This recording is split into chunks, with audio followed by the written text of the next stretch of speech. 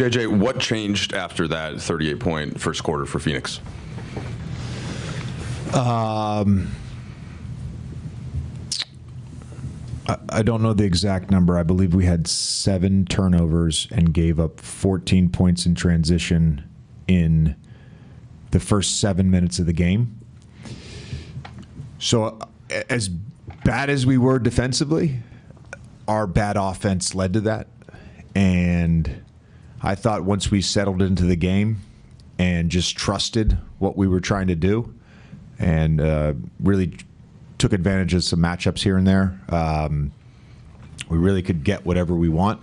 You know, we turned the ball over early, but again, it was another game coming off a preseason where we had some high turnover games where we took care of the basketball. Ended up with, I think, 12 turnovers.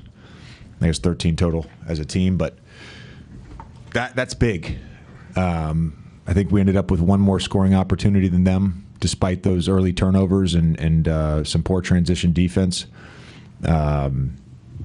Overall, defensively, they just bend you in so many ways because of their skills and the fact that they have those 3 guys. And, you know, Ryan Dunn coming off the bench in the first half, hitting 3 threes in a row. Like, they're Monty Morris hitting 2. Like, they're tough to guard. And if we get spread out and start getting in rotation, they're even tougher to guard. I thought our shifts, our load to the basketball, that we just trusted that in the second half.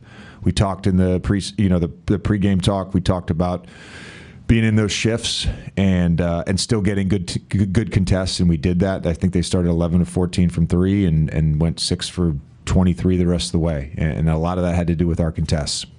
Austin said in the walk-off that he woke up to a text from you at some ungodly hours. It's something the 6 o'clock hour. About I woke up early this morning. Seems like that's regular for you, but and the text was something along the lines of implying you thought he could have a good night or something. But and I think what do you have 26 on 12 shots? What did you see from him, and what was that kind of text message exchange like?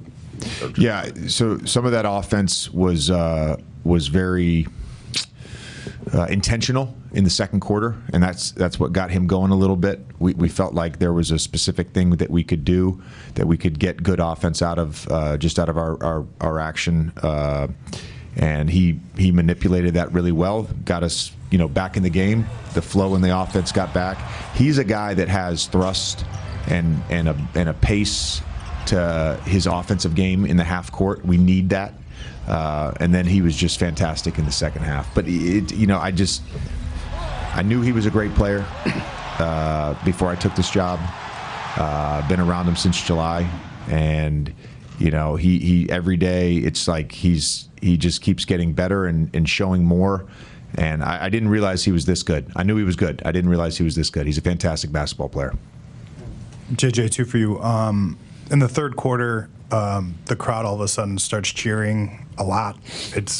Nothing is happening on the basketball court. I don't know if did you notice that moment? I noticed the cheers.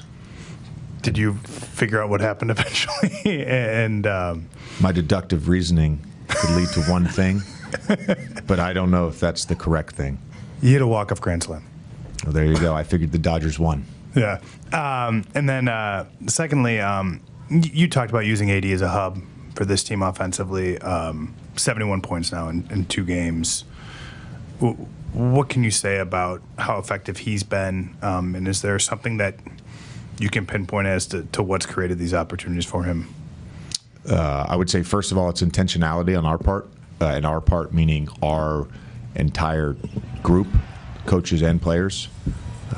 There's an intentionality to have him involved as much as possible. We recognize what type of player he is and that he can create mismatches. But the second part would just be his patience. I think there's a comfort level that he has, and you'd probably have to ask him this question. There's a comfort level and a confidence level that he has that if the game starts getting wacky, he knows the ball's going to come back to him. If there's turnovers, quick possessions, transition possessions, like I just see a real level of patience right now with him and comfort and confidence that the ball is going to find him.